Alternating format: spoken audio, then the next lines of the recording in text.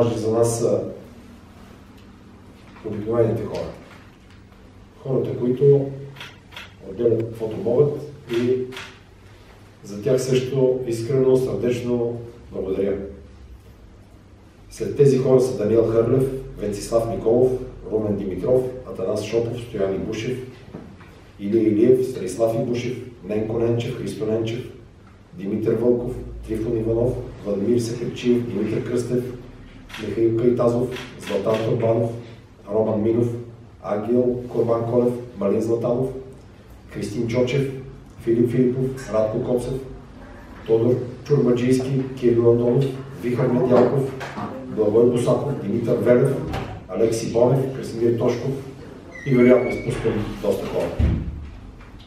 Искрени сърдечни благодарности. Надяваме се клуба да ви е зарадвал и да ви радва в отговор на вашия жест.